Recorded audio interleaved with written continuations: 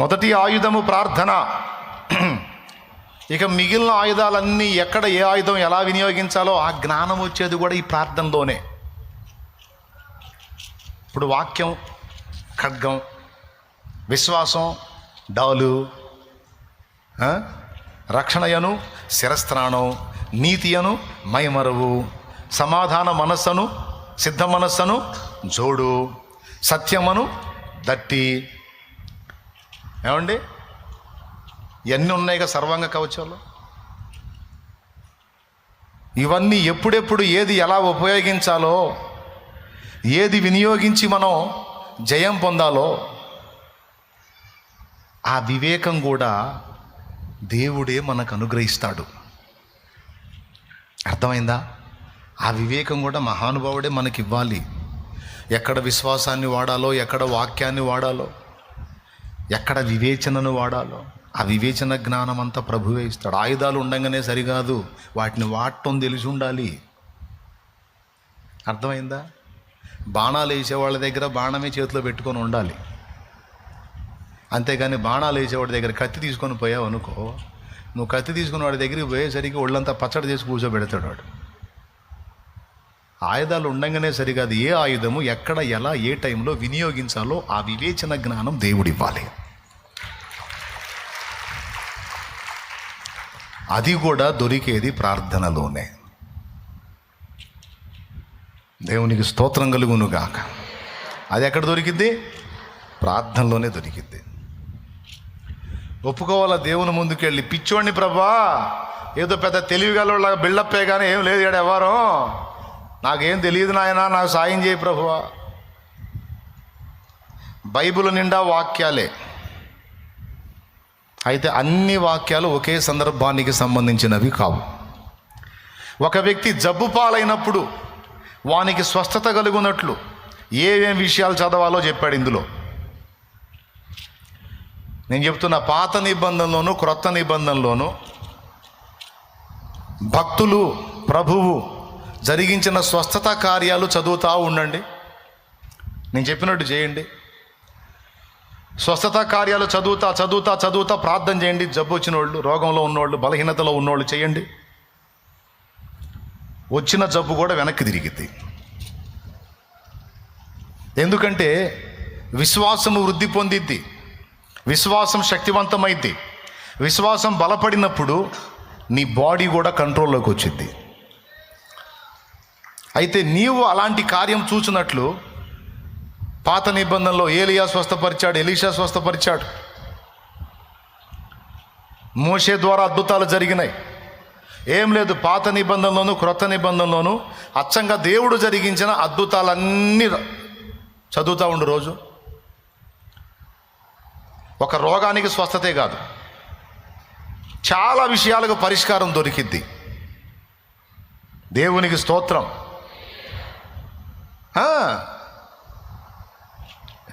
ఎందుకు? అదే రహస్యం. మరి పేషెంట్ ఒకడు బెడ్ మీద ఉన్నాడంట.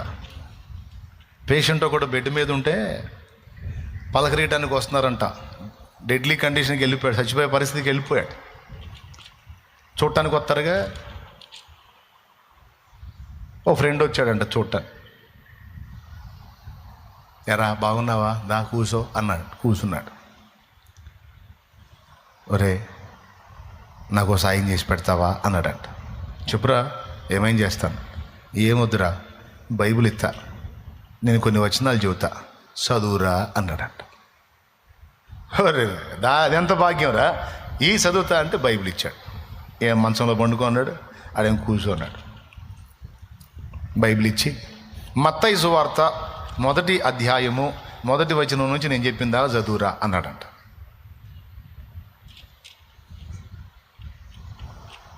చదివాడు.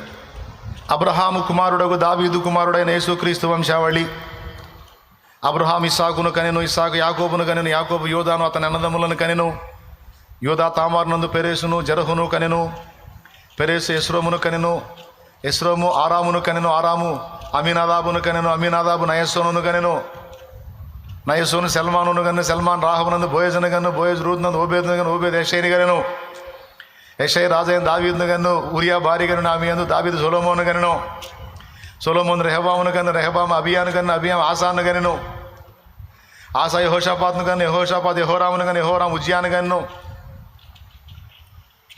మొత్తం పేర్లే ఉంటాయి. దేవునికి స్తోత్రం. ఆ పేర్లు చదువుతుంటే ఈ మంచంలో పండుకున్నాడు ఆహా ఆహా అంటున్నాడు. దేవునికి స్తోత్రం. అరే భలే చదివావు. అరే ఇంకొక అధ్యాయం చదువురా. మళ్ళీ లూకాసు వార్త, మళ్ళీ ఆడ కూడా పేర్లే. లూకాసు వార్త 2వ అధ్యాయమా 3:23 నుంచి అంటే చదువు. 3:23. యేసు బోధింపు మొదలు పెట్టినప్పుడు ఆయన దాదాపు 30 ఏండ్ల ఈడు గలవాడు. ఆయన యోసేపు కుమారుడని ఎంచబడెను. యోసేపు హేలీకి, హేలీ మత్తాతుకు, మత్తాతు లేవికి. ఆ రెఫరెన్స్ అక్కడ నుంచి చూపించి ఇక్కడ నుంచి చదువురా అన్నాడు. మళ్ళీ మొత్తం ఇంకేం చదవని ఇట్లా. ఇక హేలీ మత్తతుకు, మత్తతు లేవి, లేవి మెల్కీకి, మొత్తం పేర్లే ఉంటాయి ఆడ.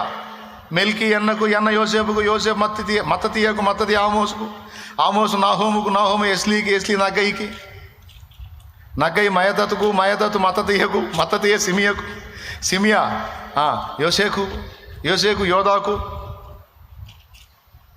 ఈ రకంగా మళ్ళీ అక్కడ వరుసగా పేర్లే ఉంటాయి. మత్తయి సువార్త 1లోను, లూకాసు వార్త 3లో. సరే వదిలే. మళ్ళీ దినవృత్తాంతాలు 1వ అధ్యాయం చదువురా. మొదటి గ్రంథం 1వ అధ్యాయం చదువు. దినవృత్తాంతాలు 1వ గ్రంథం 1వ అధ్యాయం. ఆదాము, షేతు, ఎనోషు, కేయినాను, మహాలలేలు, ఎరేదు, హనోకు, మెతూషెల, లేమెకు, నోవాహు, షేము. ఇవన్నీ చదువుతుంటే ఆహా ఆహా ఓహో అద్భుతం, ఎంత హాయిగా ఉందిరా అన్నాడు. ఏదన్నా యేసు ప్రభు స్వస్థత చేసిన కార్యాలు చదవమంటాడు అనుకుంటే ఏంది అన్ని పేర్లు చదివిస్తున్నాడు ఏందని చదివేవాడి చిరాకు పుట్టింది. చివరిగా అడిగాడురా, ఈ పేర్లు చదివితే ఉంటే నువ్వు ఎంతసేపు ఆనందపడుతున్నావు, నీకేం అర్థమైందిరా? ఆ యేసు ప్రభు చేసిన కార్యాలు చదివించకుండా నువ్వు పేర్లు చదివిస్తున్నావు ఏమిట్రా అని అడిగాడంట. అప్పుడు అది చెప్పాడు, బెడ్ మీద ఉన్నాడు. ఏం లేదురా, వీళ్ళందరూ వేల సంవత్సరాల క్రితం ఉన్న వ్యక్తులు, ఎప్పుడో గతించిపోయిన వాళ్ళు. ఇంతమంది పేర్లలో ఒక్కడిని కూడా మిస్ కాకుండా గుర్తుపెట్టుకున్న నా దేవుడు నా పేరు మర్చిపోతాడంట. నన్ను మర్చిపోతాడా? అసలు ఆ తలంపే ఎంత హాయిగా ఉందో తెలుసా? ఏం తలంపు? ఆయన వీరందరినీ మర్చిపోలేదు, గుర్తుపెట్టుకున్నాడు. ఆయన నన్ను కూడా మర్చిపోలేదు, నేను ఆయనకు గుర్తున్నానన్న తలంపే హాయిగా ఉందిరన్న. చేయి విడువడు, చేయి విడువడు, చేయి విడువడు, నిన్ను చేయి విడువడు. ఎవరు నన్ను చెయ్యి విడిచిన యేసు చేయి విడువడు. ఎవరు నన్ను చెయ్యి విడిచిన యేసు చేయి విడువడు. చేయి విడువడు, చేయి విడువడు, చేయి విడువడు, నిన్ను చేయి విడువడు. దేవునికి మహిమ. ఎంత హాయిగా ఉంది. తల్లి ఆయనే, తండ్రి ఆయనే, తల్లి ఆయనే, తండ్రి ఆయనే. లాలించును, పాలించును, లాలించును, పాలించును. ఎవరు నన్ను చెయ్యి విడిచిన యేసు చేయి విడువడు. ఎవరు నన్ను చెయ్యి విడిచిన యేసు చెయ్యి విడువడు. వేదన శ్రమలు ఉన్నప్పుడెల్లా, వేదన శ్రమలు ఉన్నప్పుడెల్లా వేడుకొందునే, కాపాడునే, వేడుకొందునే, కాపాడునే. ఎవరు నన్ను చెయ్యి విడిచిన యేసు చేయి విడువడు. ఎవరు నన్ను చెయ్యి విడిచిన యేసు చేయి విడువడు. చేయి విడువడు.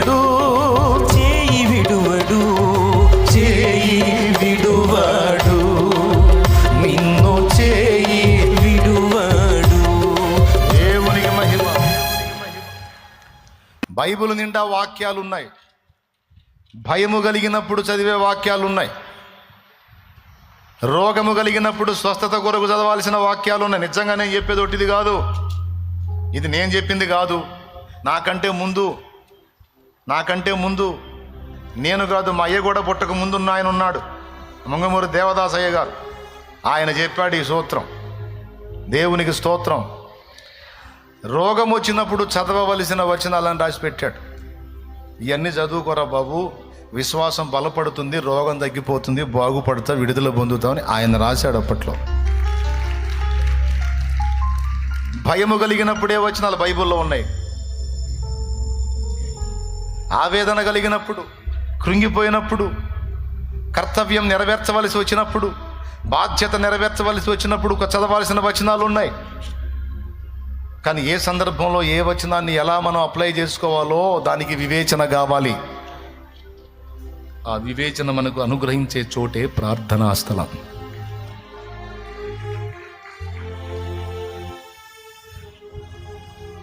కన్నా ప్రేమను ఇమ్మని సోదరి హన్న విన్నవించగ దేవుని. కన్నా ప్రేమను ఇమ్మని సోదరి హన్న విన్నవించగ దేవుని.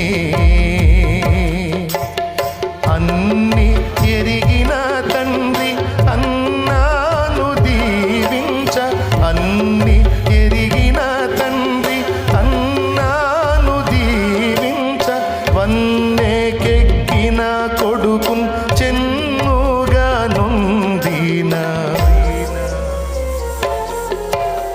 కరుణా పీఠము చేరరే దేవుని కృప శరణాస్థలిని చేరరే. కరుణా పీఠము చేరరే దేవుని కృప శరణాస్థలిని చేరరే. దేవునికి మహిమ కలుగునుగా. అందరూ వినండి బాబు. అప్పులోళ్ళు, సమస్యల్లో ఉన్నోళ్ళు, వేదాల్లో ఉన్నోళ్ళు, వేదంలో ఉన్నోళ్ళు, రోదంలో ఉన్నోళ్ళు, దుఃఖాల్లో ఉన్నోళ్ళు, కన్నీళ్లలో ఉన్నోళ్ళు, కలతల్లో ఉన్నోళ్ళు, కృంగిపోయినోళ్ళు, ఏమండి పక్కోళ్ళ చేత పీడించబడుతున్నోళ్ళు, కేసుల్లో ఉన్నోళ్ళు, బంధకాల్లో ఉన్నోళ్ళు, బందీలైన వాళ్ళు అందరూ విడుదల పొందునట్లు కావలసిన ఉపాయములన్నీ గ్రంథములో ఉన్నవి. అవన్నీ ఏ సమయానికి ఏ వాక్యాలు తీసుకొని మనం బలపడాలో, ఏ సందర్భానికి ఎలా మనం వ్యవహరించాలో, ఎక్కడ ఎలాంటి స్టెప్స్ తీసుకోవాలో ఆ జ్ఞానమంతా ప్రభువు ఆయన పాదముల చెంత మనం ఉన్నప్పుడు మనకు అనుగ్రహిస్తాడు.